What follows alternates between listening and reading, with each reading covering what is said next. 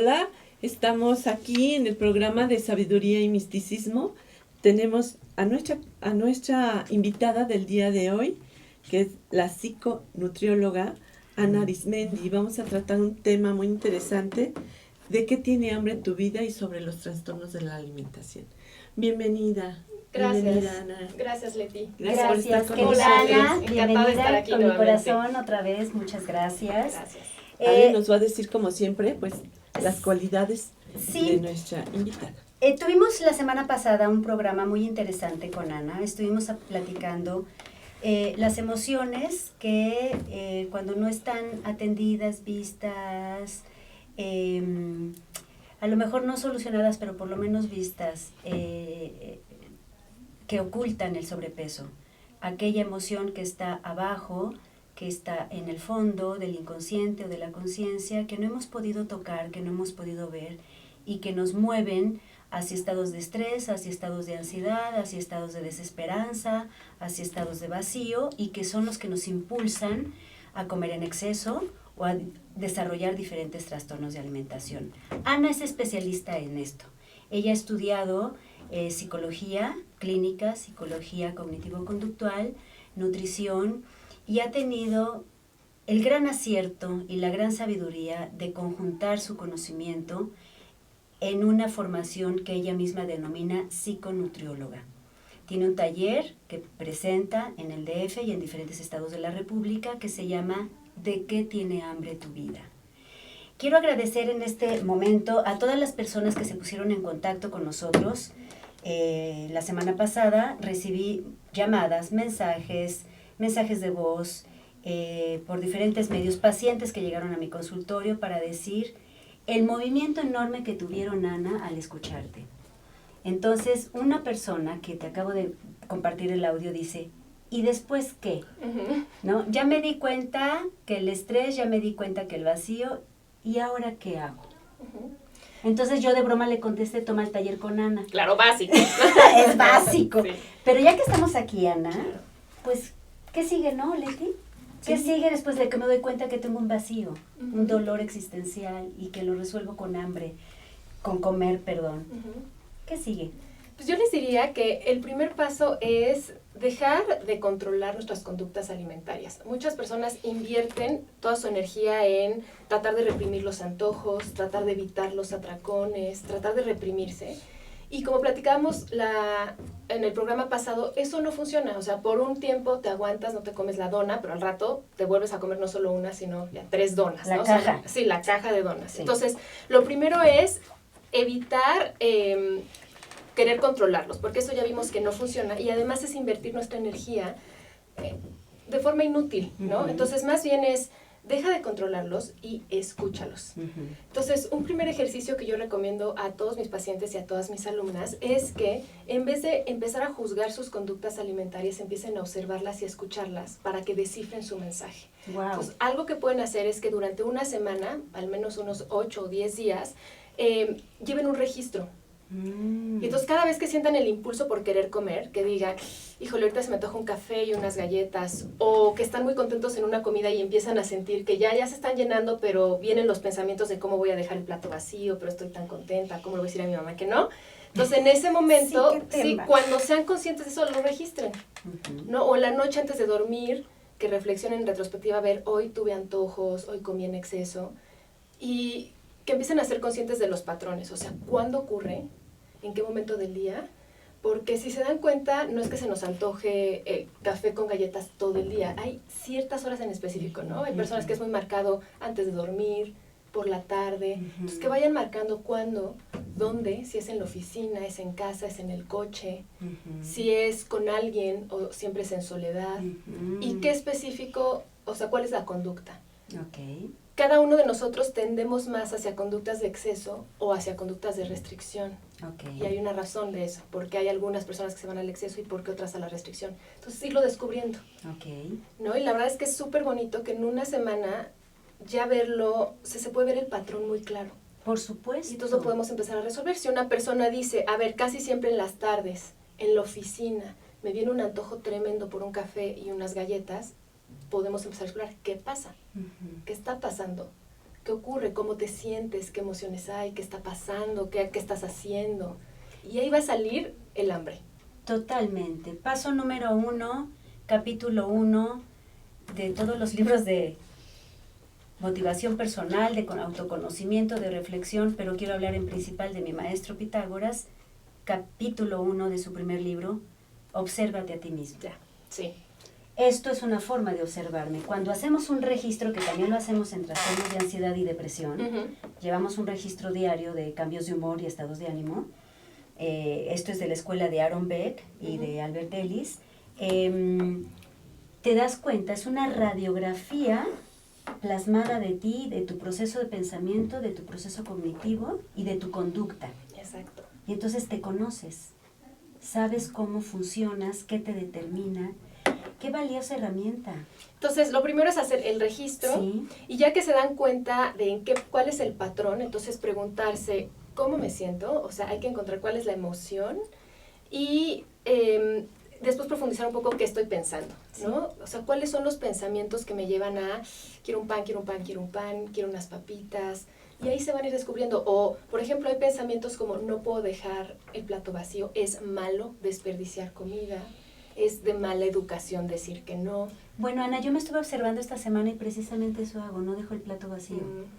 Y recordé, mira, sin saber qué es la técnica que haces, lo intuí, recordé cuando me decían, acábate todo. No te levantas hasta que te termines todo. Sí. ¿Y qué tal cuántos niños pobrecitos quisieran se están muriendo de hambre en África y tú desperdiciando aquí la comida? Pero entonces al niño, por ejemplo, le empiezan a generar mucha culpa relacionada al comer. Sí. La verdad es que la culpa es una emoción que nos da culpa no comer, o sea, no terminarnos todo, y nos da culpa comer en exceso. No, sí, qué tema.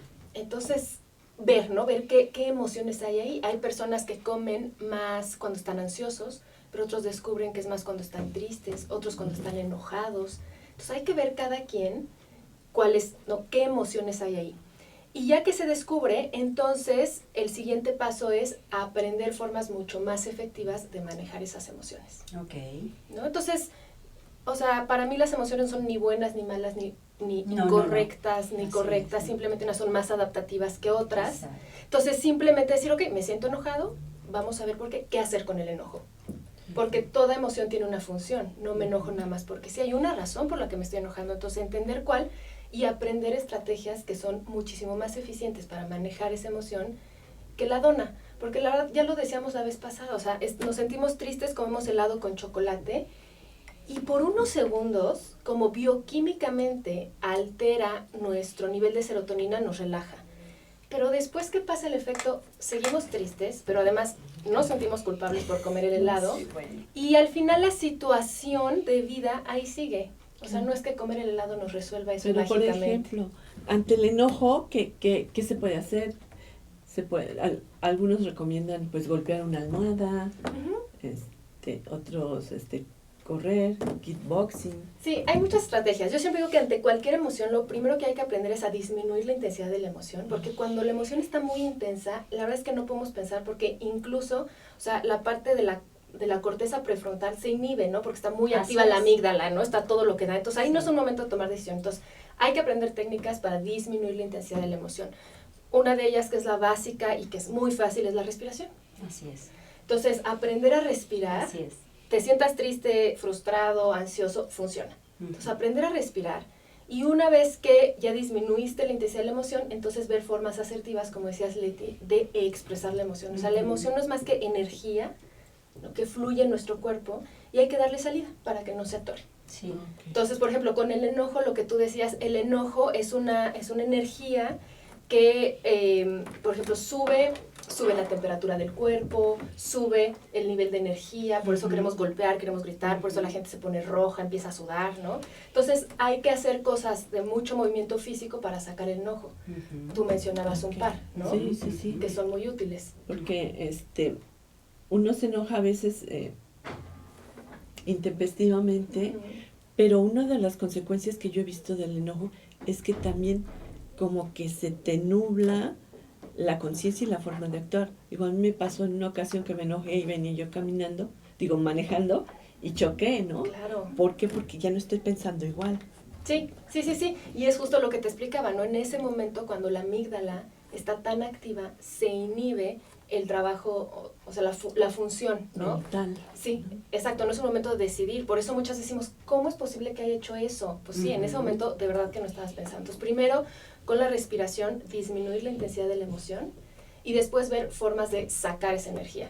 O sea, que siempre sean que no te hagan daño ni a ti ni a los demás. Entonces puede ser gritar en una almohada, golpear una almohada, por ejemplo, hacer ejercicio, por eso caminar funciona mucho, ¿no? A ver, en este momento estoy muy enojada, mejor me salgo a caminar, meto oxígeno, muevo, ¿no? Sale la adrenalina. Esa es una. Por ejemplo, también sirve meterse en el carro y ahí empezar a decir todo lo que uno quisiera de haber dicho, ¿no? A todos nos ha pasado, ¿cómo no le dije esto? ¿Por qué no dije esto? Bla, bla, bla. Bueno, decirlo, no te lo quedes adentro. Imaginarte que ahí está la persona y qué le dirías, ¿no? Oye, ¿sabes qué? No me pareció esto, bla, bla, bla. Sacarlo ahí. Entonces, no quedarse con esa emoción interna. La verdad es que somos un país que adolece mucho de educación emocional. Pero total y absolutamente. Una vez hice una broma que me preguntó un paciente, si tuvieras la capacidad de ayudar en el sistema educativo, y le digo, bueno, si yo fuera la primera dama del país, metería en todos los niveles educación emocional. De acuerdo. Sí. Voto por ti, Ale. Gracias, candidata. Yo también, Secretaría de Educación Pública, óiganlo por favor. Sí. Fíjense, justo ayer estaba reflexionando en mi blog. Y bueno, es tremendo, ¿no? Ya lo sabemos, pero yo cada vez que vuelvo a entrar en contacto con la cifra me parece tremenda, ¿no? El 70% de los adultos en México tienen sobrepeso u obesidad. Sí, ¿no? Sí. El 70%. Entonces, para mí, el hecho que el 70% de los adultos de este país tengan sobrepeso u obesidad no es solamente un problema de salud pública mayúsculo, porque las consecuencias que tiene y va a tener son tremendas. Tremendas. Pero además para mí es un problema de salud emocional. Total y absolutamente. Y eso en las políticas de salud pública del gobierno, no solo del gobierno, hasta dentro de las mismas casas no se toma en cuenta que la parte emocional es un factor más que está generando el exceso de peso. Y además en todos los niveles, en adicciones, ¿no? Tenemos tanto problema con la guerra contra el narcotráfico, hay la parte emocional atrás. Claro. La pobreza, la parte emocional atrás. La comida, la parte emocional.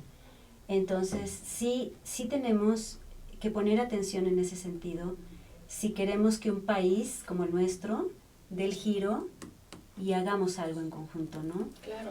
¿Cómo empezar con nosotros mismos? Sí. Autoobservación, aprender herramientas de manejo emocional, que eso se puede hacer. Hay libros, hay talleres, en psicoterapia, ¿no? Metiéndose a clases de meditación, de yoga, ¿Sí? haciendo ejercicio, haciendo arte. Todas esas son técnicas buenísimas para, ¿no? Así la es. gestión emocional. Entonces eso es básico.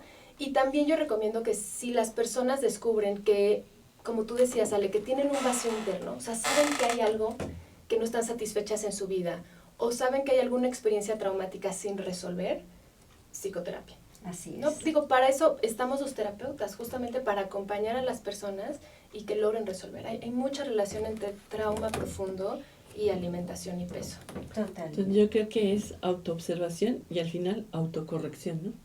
Buscar Claro. los medios para ¿Sí? corregir las emociones, detenerlas, Sí, corregirlas, controlarlas. Me observo, me conozco, aprendo de mí, aprendo de lo que me pasa. ¿Qué quiere decir esto que me pasa? ¿Qué mensaje me está diciendo mi síntoma? ¿Qué no estoy viendo de mí? ¿De qué me estoy perdiendo? Y es perderme a mí misma o a mí mismo en una confusión de pensamientos, de sistemas de creencias, que la mayoría no son nuestros. Son sistemas de creencias de nuestros padres que ya no están adaptados a nosotros mismos, de nuestra religión, de nuestra comunidad, pero venimos a trascenderlos, como dice Cábala. Claro. Vengo a resolver aquello en lo que nací, ¿no? De acuerdo. Y lo que es súper bonito de este trabajo es que conforme uno empieza a resolver, ¿no?, todo eso tan profundo, pues no solamente se va a transformar el peso y no solamente se va a transformar la forma de comer, sino se va a transformar todo. Se van a transformar ustedes porque van a estar trabajando profundamente, sanando heridas, ¿no? Adoptando nuevas creencias mucho más funcionales, y eso va a impactar no solamente en su forma de comer o en su peso, sino en todas las esferas de su vida. Por eso yo siempre digo, o sea, descúbrete a través de tu relación con la comida. Totalmente. O sea, trabajas con la comida y te vas a descubrir a ti a todos niveles. Me voy a ventanear y quiero hacer una pregunta. Cuando yo Chan, duermo chan, chan. siesta, cuando duermo siesta, que nunca duermo siesta porque siempre estoy trabajando, pero supongamos que un día ya no puedo más y me duermo un momentito, cuando me despierto me quiero comer la caja de galletas, la dona, el cereal con leche, el chocomil, dulce. ¿Qué me está pasando? Uno, puede ser que de verdad tengas una baja en glucosa, que necesites comer. Okay. Generalmente es en la tarde, media tarde. En la tarde a media tarde. Sí, puede ser. Y sobre todo si estás trabajando Sí. y el trabajo terapéutico que es muy intelectual y hay que Hijo. acordarnos que el cerebro es el primer consumidor de agua y de glucosa. Así es. Entonces, una persona que está estudiando o que está haciendo trabajo intelectual va a gastar, aunque no se esté moviendo físicamente, va a gastar mucha glucosa y va a gastar mucha agua. Okay. Entonces puede ser, Sí. yo lo primero que descartaría es saber, despertando de mi siesta hago un snack, e igual y ya con eso. Okay. Vamos a un corte. y Vamos a un regresamos. corte, regresamos con los trastornos de alimentación. Gracias.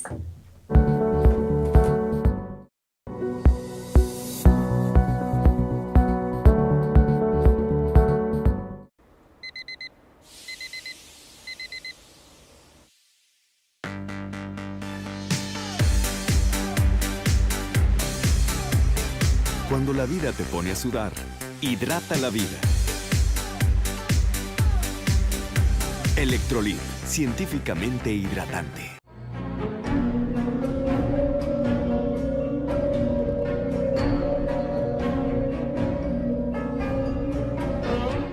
Rosso Fragola. Arte en fresa que seduce tus sentidos.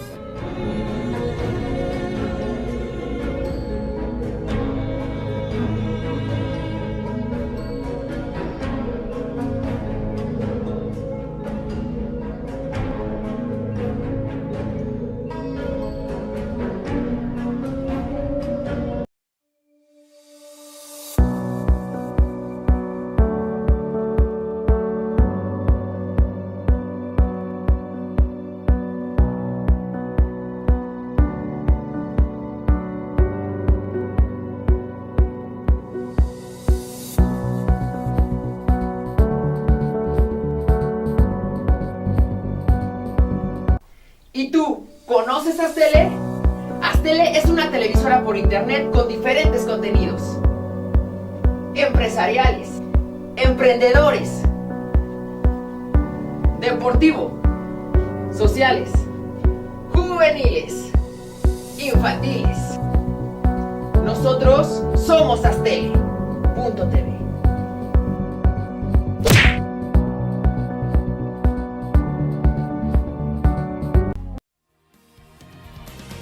Estreno de la radiofotonovela La Mujer Dormida.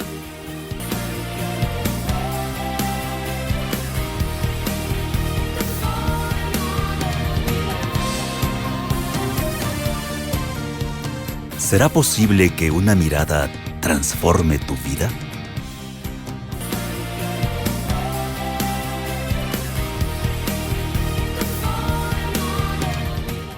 Ruiz Robles, corredores públicos y peritos traductores. Trabajamos para darles seguridad, confianza y un servicio profesional en sus asuntos relacionados a fe pública, valuación, arbitraje comercial, asesoría jurídica y traducciones. Para nosotros lo más importante es su satisfacción, brindándole además la asesoría jurídica necesaria en su negocio, con un equipo de profesionales capacitados para prevenir y resolver situaciones de riesgo en su empresa. Le aseguramos una asistencia profesional personalizada y humana a quien consideramos más importante, el cliente, porque las oportunidades pequeñas son el principio de las grandes empresas.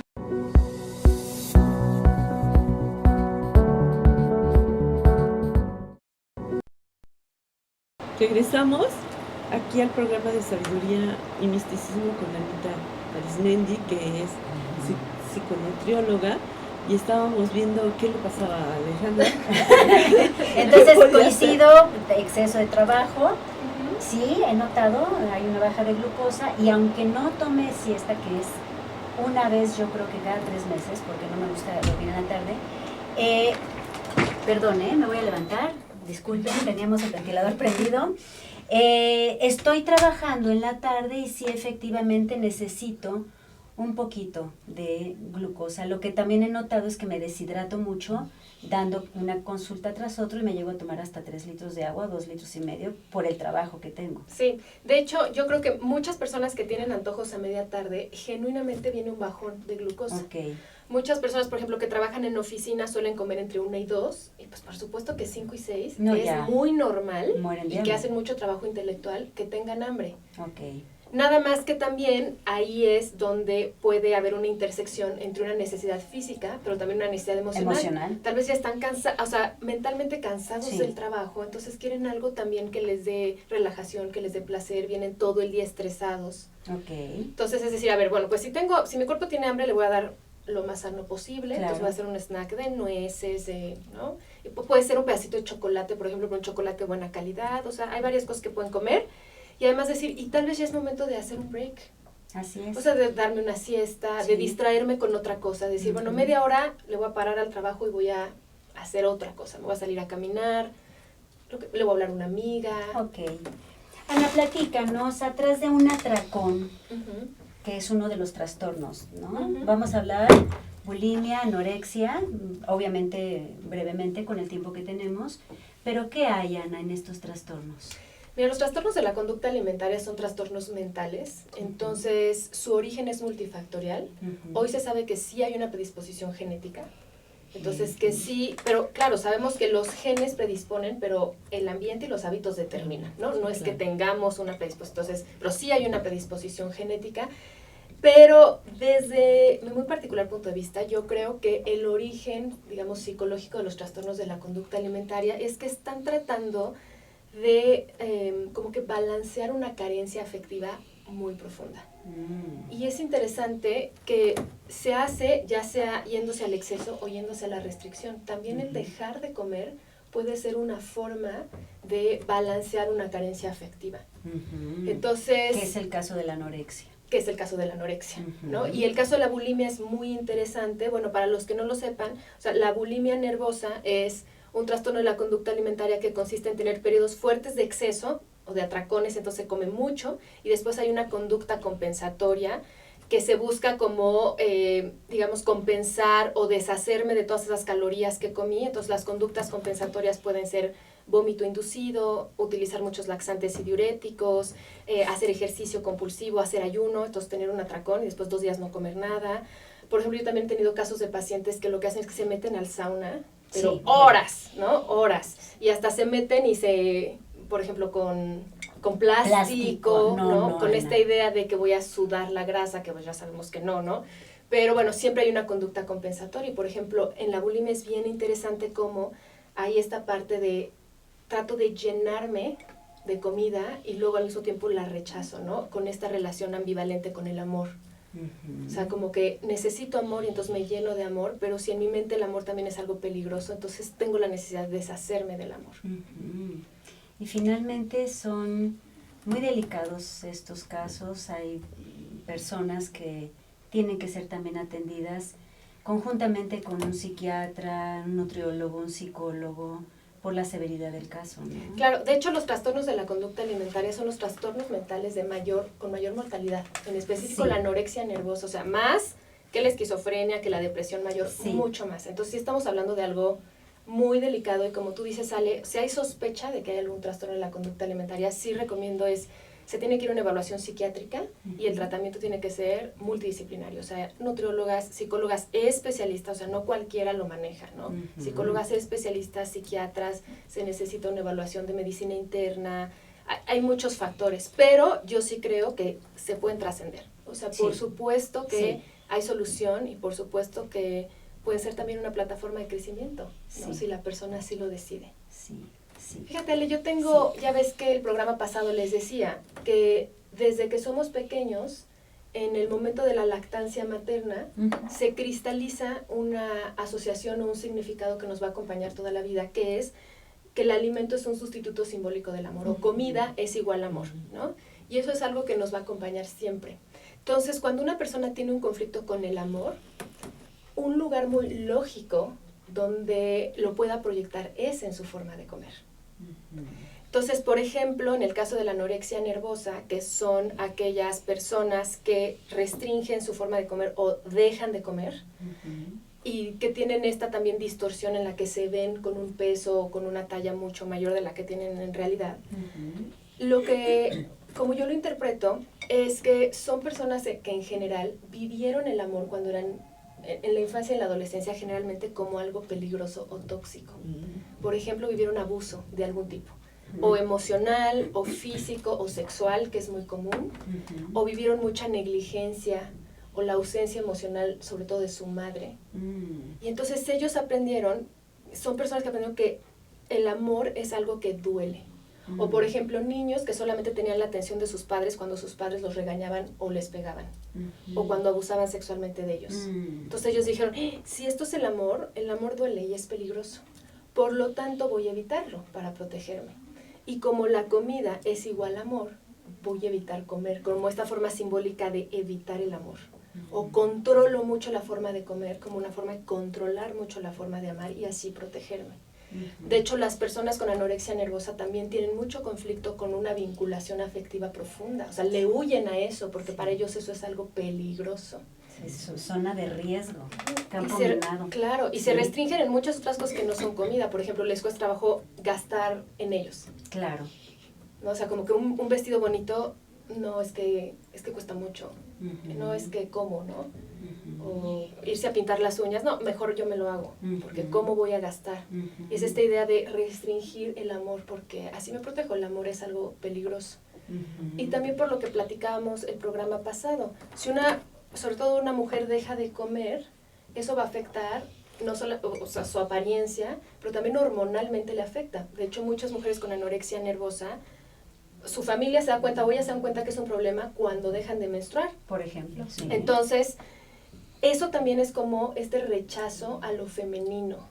Y es también una forma de protección. Si vivieron abuso sexual de algún tipo, pues entonces se protegen al no ser sexualmente atractivas. Entonces no hay senos, no hay nalgas, es más, ni siquiera hay la posibilidad de reproducción.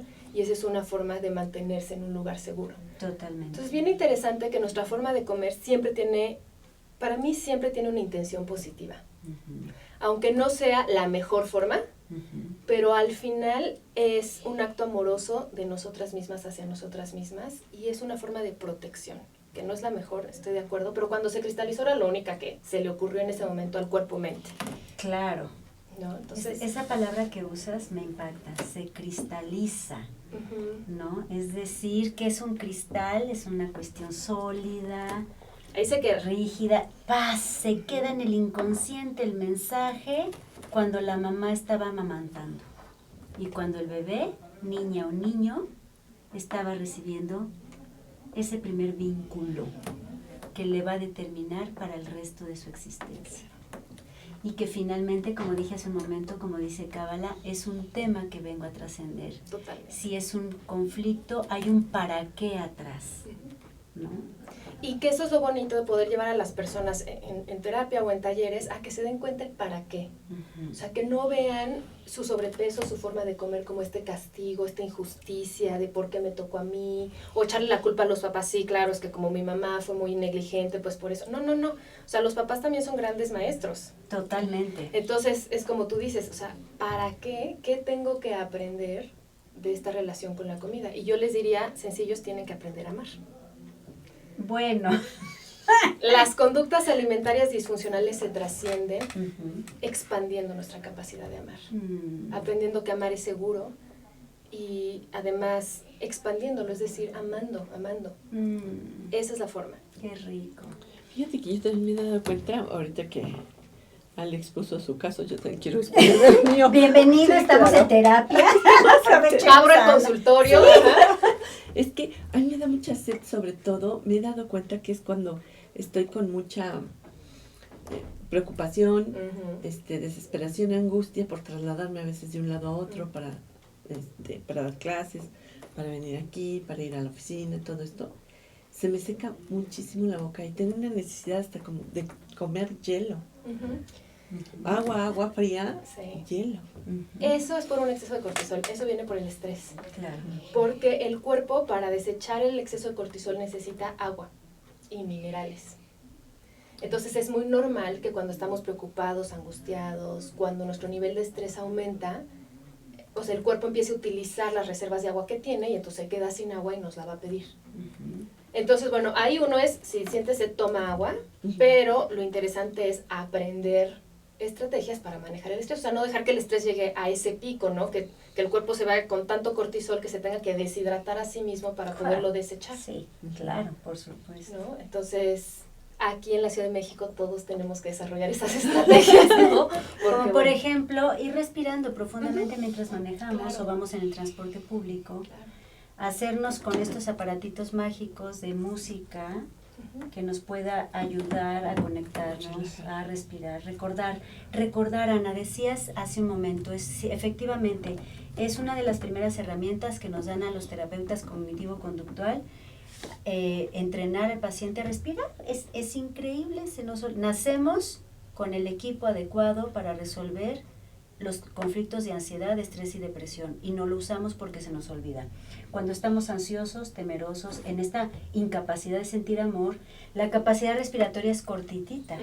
Y entonces, en esto vamos alterando todo un sistema neurológico y toda una cuestión hormonal, y eso es lo que nos provoca una reacción en cadena de N cantidad de síntomas, ¿no? De acuerdo. Entonces, primero, respira. Era lo que te iba a decir, que es muy importante, tú que sabes, y tienes aquí mi sensei, la maestra, que les digas al público cómo tienen que respirar, porque no estás angustiada, no, hay que ver cómo se puede respirar para tranquilizarte, ¿no? Así es. Ana. Sí, en vez de respirar desde acá, desde el pecho, que es ahorita como lo haces así, lo que hay que hacer es respirar desde el diafragma, es decir, meter oxígeno y sentir cómo nuestra panza literalmente se expande, o sea, sacar la panza, ¿no? Entonces, yo les recomiendo a mis pacientes que algo que ayuda mucho es pónganse una mano en el abdomen para que sientan, ¿no? Y saquen la panza. Entonces, es respirar por la nariz, inhalar y expander el abdomen, ¿no? Hasta donde aguanten. Retener la respiración unos segundos y después exhalar y comprimen el abdomen lo más que puedan, ¿no? Para sacar todo el oxígeno. Exacto, y es la respiración con la que nacemos. Observen a un bebé cuando está dormido. Claro. ¿No? Entonces el vientre del bebé hace esto. Y está en un sueño profundo. Nosotros cuando dormimos profundamente inhalamos de esta forma, con el abdomen. Al hacer esto, el cerebro recibe la instrucción o baja las alertas de que estamos en zona segura, no pasa nada. Entonces todos los switches que se levantan para la defensa, la huida, el ataque, eso significa el estrés, se desactivan a través de este proceso de respiración. El cerebro entiende la señal y empieza a emitir sustancias a través de neurotransmisores contrarios. Que nos relajan. Que nos relajan. Y eso nos permite, por ejemplo, atender, concentrar. Y para un periodo terapéutico, para una cuestión terapéutica, es el momento de poder observarme. A ver, entonces relájate, respira. Entonces es inhalo, sostengo y exhalo. Cada quien tiene un ritmo propio. Hay que buscar el ritmo y yo siempre les pongo como ejercicio, cuenta. ¿En cuánto tiempo inhalas? 1, 2, 3, 4, tal vez 5, sostén y exhala en el mismo número de tiempos en los que inhalaste y sostén. Ahora, si hacemos eso antes de tener ganas de tener un atracón, ¿qué pasaría, Ana, con el atracón? Pues lo que pasaría es que estaríamos mucho más conscientes de eso. O sea, lo que hacemos, lo que tú dices, o sea, bajamos el switch y entonces ya no vamos a estar en automático. Entonces pueden pasar muchas cosas. Uno, que ya no sea necesario el atracón, que ocurra el atracón pero que pare antes. O sea, que se den cuenta y, ¿no? Hasta aquí. O puede ser que ocurra el atracón pero en mayor conciencia. Que las tres cosas son muy positivas. De las tres se puede, ¿no? Aprender mucho. Entonces, en cuanto sientan el impulso de querer comer, respirar es magnífico, ¿no? Para ayudar a frenarlo o al menos hacerlo en más conciencia y poder aprender de ello. Que la mayoría de los pacientes eso pasa. O sea, es difícil que a la primera lo frenen, pero entran ya en más conciencia y entonces pueden decir, no, hasta aquí. O en más conciencia reflexionar sobre lo que está ocurriendo. Y eso es una clave, es un proceso. Así como hubo un proceso para generar el trastorno o para desarrollar la sintomatología, es un proceso para dar marcha atrás, irme en reversa y poder encontrar la solución. Pero necesitamos buscarla, necesitamos acceder, leer, hablar, atrevernos. ¿Cuántas personas en este momento que nos están viendo tienen la conducta bulímica, ¿no? La compensatoria de esconderse en el baño y vomitar y no lo han dicho, ¿no? ¿Cuántas personas se restringen tanto los alimentos?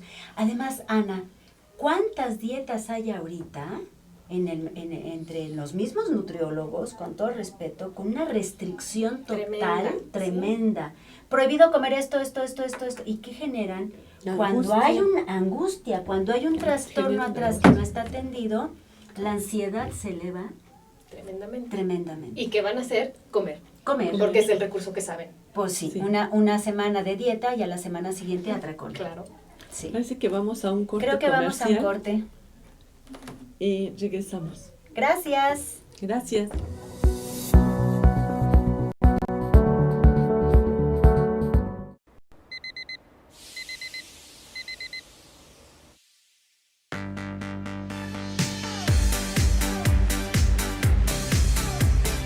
Cuando la vida te pone a sudar, hidrata la vida. Electrolit, científicamente hidratante.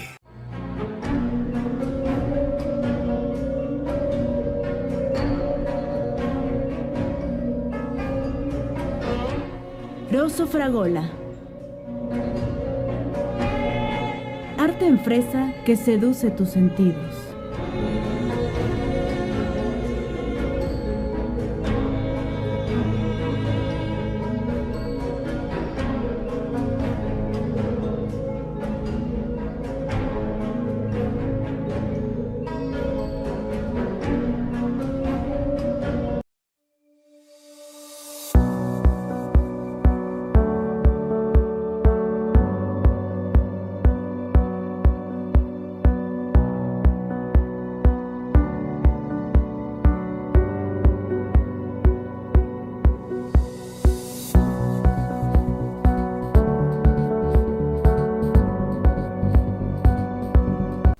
¿Y tú, conoces Astele?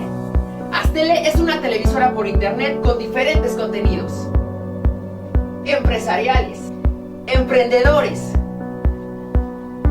deportivo, sociales, juveniles, infantiles.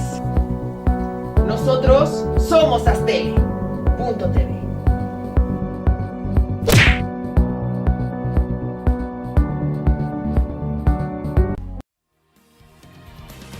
Estreno de la radiofotonovela La Mujer Dormida.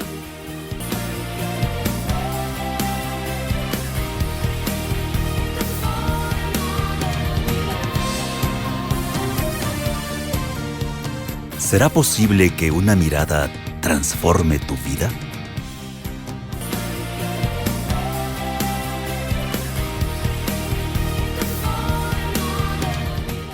Ruiz Robles, corredores públicos y peritos traductores. Trabajamos para darles seguridad, confianza y un servicio profesional en sus asuntos relacionados a fe pública, valuación, arbitraje comercial, asesoría jurídica y traducciones. Para nosotros lo más importante es su satisfacción, brindándole además la asesoría jurídica necesaria en su negocio, con un equipo de profesionales capacitados para prevenir y resolver situaciones de riesgo en su empresa. Le aseguramos una asistencia profesional personalizada y humana a quien consideramos más importante, el cliente, porque las oportunidades pequeñas son el principio de las grandes empresas.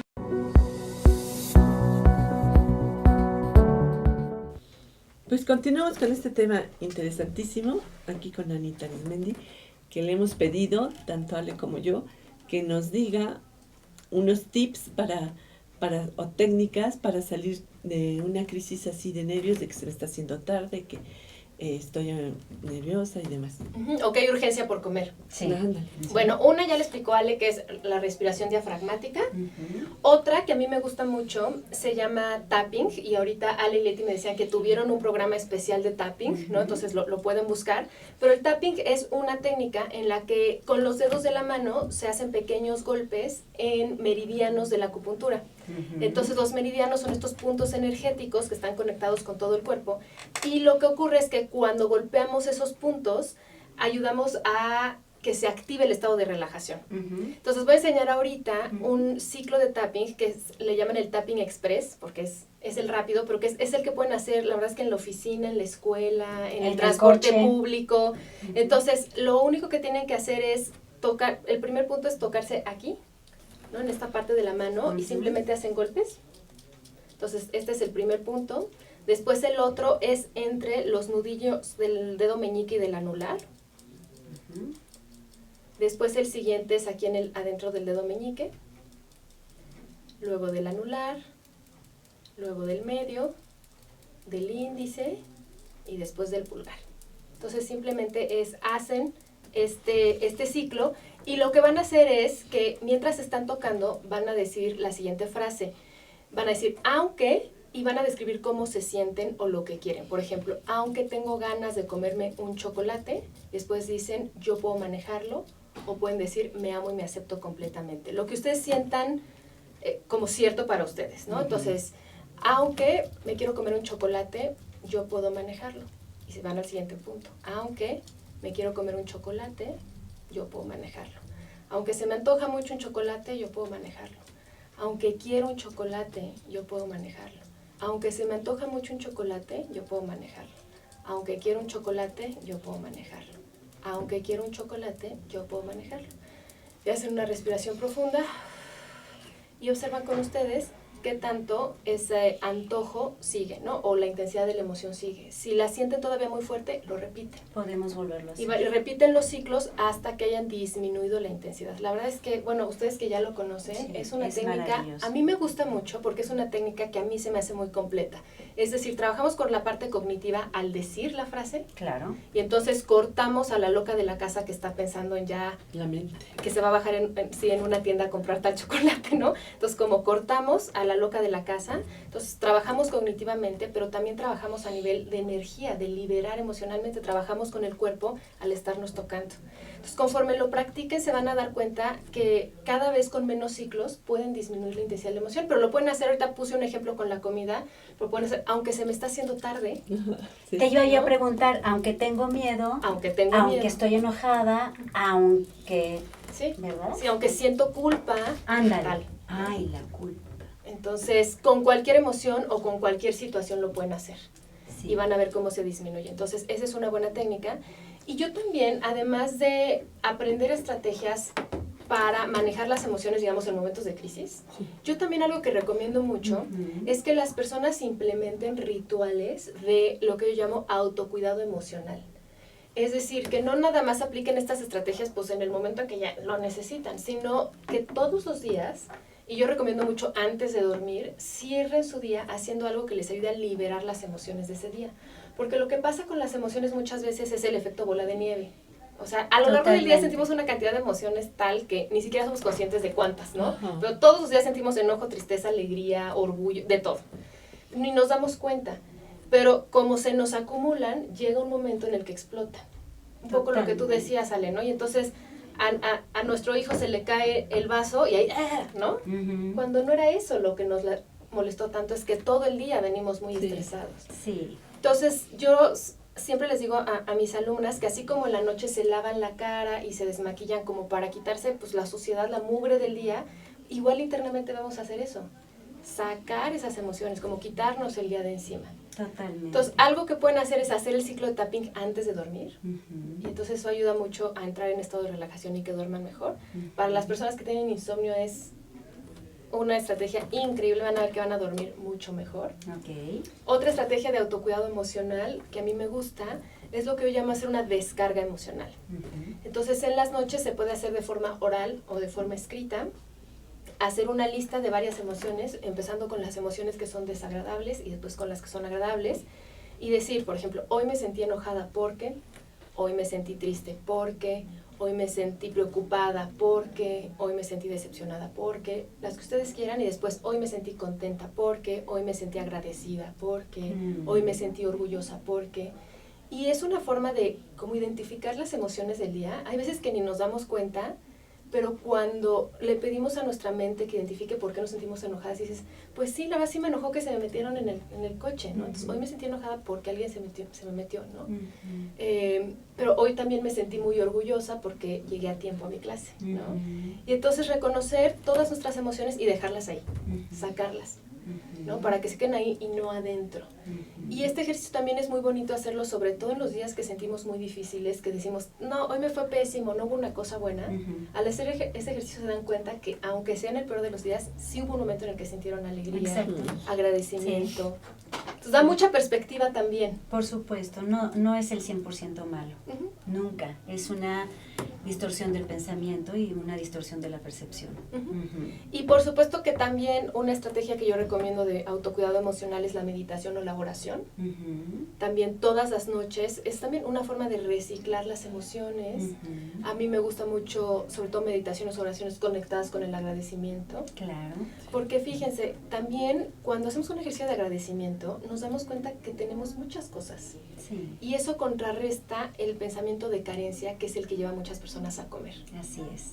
Y sobre todo, que decías en los trastornos de la conducta alimentaria, la falta de amor, el vacío por la falta de amor. Entonces, la técnica de la gratitud diaria ayuda a hacer esa reconexión con aquel amor que se cree en una parte de la cabeza o de la mente que no tenemos. Claro.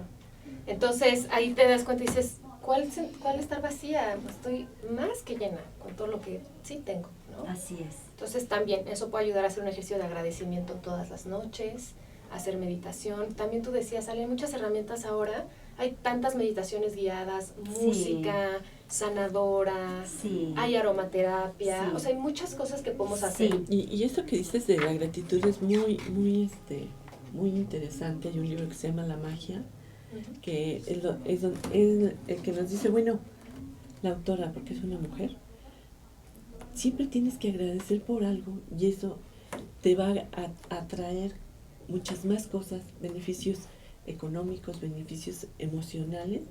Entonces esto es sensacional que tú estés transmitiendo este mensaje de que demos gracias por todo lo que recibimos durante el día, ¿no? Sí. Además, finalmente, en todas estas estrategias, en todas estas abordajes que compartimos y que nos sentimos tan identificadas, Ana y yo, cuando trabajamos en consulta, es una fusión, es una alquimia entre dos cosas fundamentales. El trabajo cognitivo, el trabajo de reestructuración del pensamiento y acompañado de técnicas o estrategias de carácter espiritual o de conciencia, en donde en la unión hacemos la alquimia. El maestro Pitágoras dice, nunca te vayas a dormir sin hacer una recapitulación de tu día. Y como lo plantea Ana, es precioso, no te vayas a dormir con miedo, no te vayas a dormir enojado. Aquellas personas que están pasando por periodos de desesperación, de bulimia o de anorexia, dales un mensaje, Ana. Tenemos 3 minutos. Sí. Lo primero que yo les diría es que sí se puede resolver. O sea, esa problemática tiene solución. Yo creo que se puede trascender totalmente. Entonces, no pierdan la esperanza. Sí se puede resolver. Pero como decía Ale, es un proceso. No es de la noche a la mañana. Y a mí me gustaría cerrar con, no sé si ustedes conocen esta bonita analogía del budismo zen de la flor de loto. A ver. Pero yo creo, bueno, los budistas zen utilizan la metáfora de la flor de loto para explicar cómo es el trayecto del crecimiento personal. Y la flor de loto es una flor que crece en los pantanos, y entonces el bulbo de la flor de loto está abajo del agua. Y para que pueda florecer tiene que salir del agua y abrirse en la luz. Pero para poderse abrir tiene que atravesar una capota de lodo. Entonces la atraviesa y claro, en el lodo hay oscuridad, es denso, se atora ahí, huele feo, ¿no? Pero es inevitable, si quiere florecer tiene que atravesar esa capa. Pero lo bonito es que una vez que la atraviesa y sale y abre, no hay marcha atrás, empieza a florecer. Entonces, los budistas dicen que ese es el camino del crecimiento personal. Sí hay que atravesar el lodo, es decir, sí hay que atravesar por traumas, por emociones que no nos gustan, pero es solamente una transición. Y una vez que lo atravesamos, lo que sigue es la luz y lo que sigue es florecer. Entonces yo las invitaría a que cobren conciencia que es un proceso, que hay que enfrentar las cosas que no hemos querido ver y que hemos querido tapar con nuestra forma de comer, pero que una vez que lo hagan, de verdad que la recompensa vale la pena. Y por supuesto, busquen ayuda multidisciplinaria. Busquen psicólogos y psicoterapeutas especializados en trastornos de la conducta alimentaria, psiquiatras, nutriólogos especializados. Aquí afortunadamente en México contamos con muy buenos profesionales de la salud. Entonces, hay esperanza, lo pueden lograr. Busquen Anita Arismendi.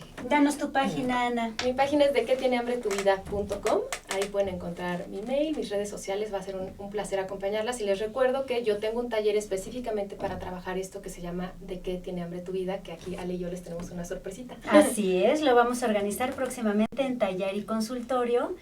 Va a estar la información en mi página de Facebook, que así se llama, Taller y Consultorio, o en la página de Sabiduría y Misticismo. Les vamos a estar pasando los informes. Te encanta, Dale, de poderlo compartir en tu espacio. Va a ser algo bien linda y poderlo compartir juntas. Muchas gracias, Ana. Un placer. Muchas gracias. Pues tenemos la página en Facebook de Sabiduría y Misticismo, en donde pues Ale da a conocer todos estos cursos, todos estos eventos que la verdad nos ayudan a sobrellevar mejor la vida y a ser más porque felices. finalmente vale la pena ahorita recordar, el programa se llama Sabiduría y Misticismo, y ¿por qué necesitamos tocar temas como las de la conducta alimentaria? Porque cuando estamos atrapados en emociones y en conductas que no nos permiten florecer como la flor de loto, que creemos que en el pantano del lodo nos vamos a quedar atorados, no vamos a llegar a la iluminación. Y el proceso de la iluminación no es exclusivo para Buda, ni para el Dalai Lama, ni para aquellos meditadores que se pasan horas y horas. El proceso de iluminación puede ser ahorita, dándote cuenta que sí podemos, que el miedo lo podemos resolver, que el enojo tiene un mensaje, que el síntoma de tu cuerpo te está hablando de algo que no has podido ver en ti. Ese es el proceso de iluminación, darme cuenta hoy. Este es un proceso de iluminación. Hoy tuvimos un encuentro de luz. Sí. Estamos aquí, que hasta ahorita hasta me lamparía, no sé si es por la luz de acá. La luz que traes. Por la luz. Pero ese es el proceso de iluminación. Entonces, trabajar con nuestros miedos, con nuestra creencia equivocada en torno al amor, se nos cristalizó por algo y para algo. No fue mala suerte, no es una maldición gitana, es por algo y para algo, es porque venimos a caminar en ese camino zen que en esta encarnación nos toca vivir. Y hay una lección muy importante que es aprender a amar. Porque muchas veces creemos, sí amamos, y la verdad es que no, porque nos enojamos muchas veces, generamos odio, rencor y demás, y eso pues no es saber amar, ¿no?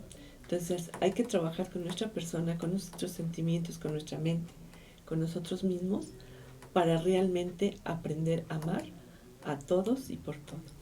Pues ya nos están llamando para que nos vayamos del aire. Lástima, pero bueno, seguiremos. Seguiremos adelante, contra el viento y la marea. Así es. Gracias, Ana. Gracias a ustedes. Placer. Gracias. Rojas. Soy Alejandra Satarain. Y Ana Arismendi. Esto es Sabiduría y Misticismo. Hasta la próxima. Hasta la Todos próxima. los jueves a la 1 de la tarde. Bye.